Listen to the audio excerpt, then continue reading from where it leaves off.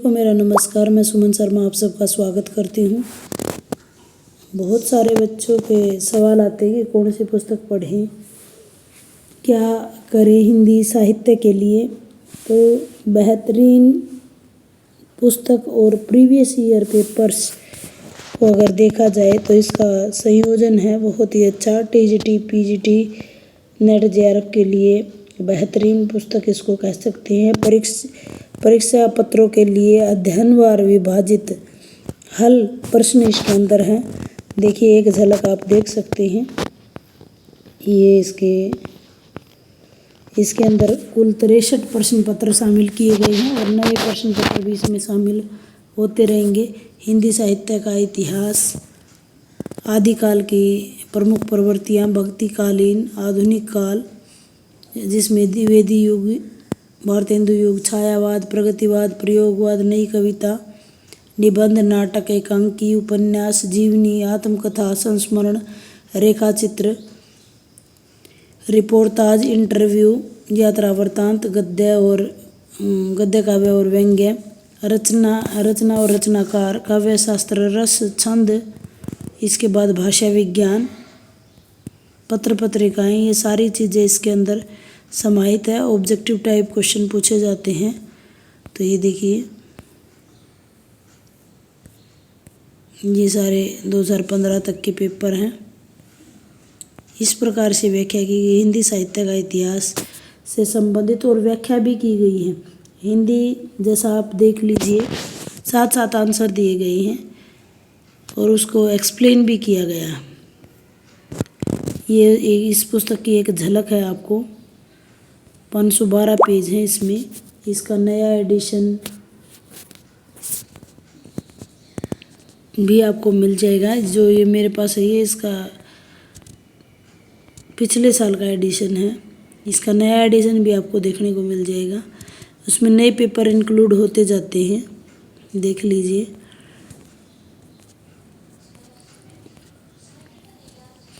ये देखिए, अगला शुरू हो गया, आदिकाल की प्रमुख प्रवृत्तियाँ। यानी इस प्रकार से डिस्क्राइब किया गया है और सारे के सारे कब ये पेपर में आया है। जैसे टीजीटी परीक्षा 2001 में आया है, केवीएस में 2014 में क्वेश्चन पूछा गया है।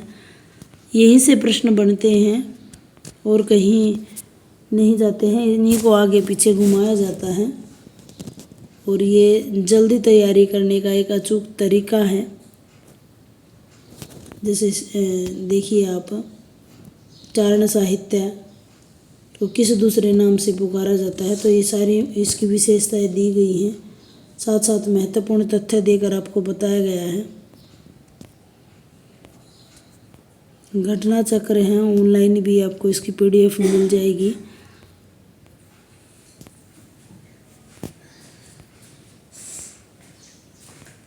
ये देख लीजिए,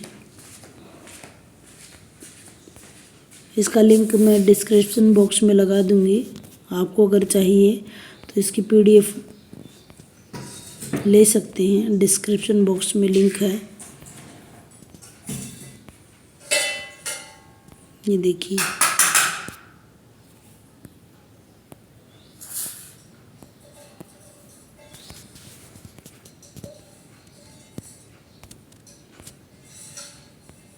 जल्दी तैयारी करने का अचूक तरीका है ये। बार बार क्वेश्चन टाइप बहुत ही इम्पोर्टेंट है चीज़ें। महत्वपूर्ण तथ्य जैसे पूरा सूरदास के ऊपर दिया गया है। जन्म कब हुआ, मृत्यु कब हुई, वल्लभाचार्य के शिष्य थे, कृष्ण भक्ति के कवि थे, भाव में वात्सल्य सम्राट इनको कहा जाता है। इनकी जो पद्धति थी वो पुष्ट मार्गीय थी। सब कुछ तो इसमें बताया गया है। इसके अलावा आपको क्या चाहिए। हाँ, स्वरूप हमारा थोड़ा सा नेट की परीक्षा थोड़ी मुश्किल होती जा रही है, लेकिन बेसिक तथ्य आप ऐसे ही सीख सकते हैं। जो आप कोटेशन याद कर रहे हैं, यहीं से कोटेशन आपको याद हो जाएंगी। ये रीति मुक्त है, बताया रखा है। रीति मुक्त, रीति बद्ध, रीति सिद्ध।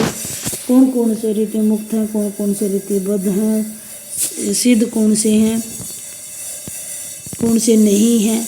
घनानंद के बारे में बताया गया है।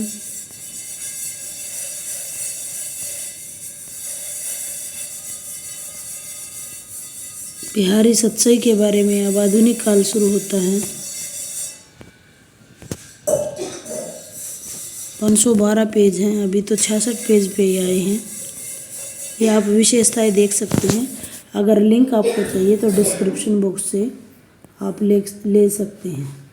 बहुत सारे मैं आपको, जैसे पीजीटी केंद्रीय दिल्ली में आया हुआ प्रश्न है, जीआईसी में प्रवक्ता में आया हुआ पेपर है।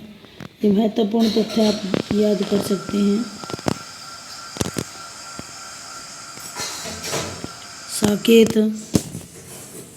साकेत की कथा जो है उर्मिला और लक्ष्मण के चरित्र से जुड़ी हुई है। मैथिली शरण की उपलब्धि का कारण इसका माना जाता है।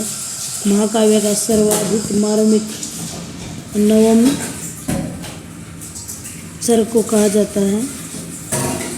इसमें बहुत कुछ जानकारी आप इकट्ठा कर सकते हैं।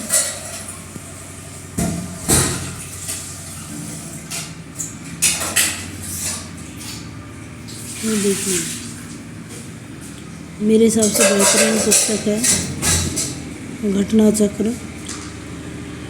अशुद्धियों की संभावना भी बहुत कम है।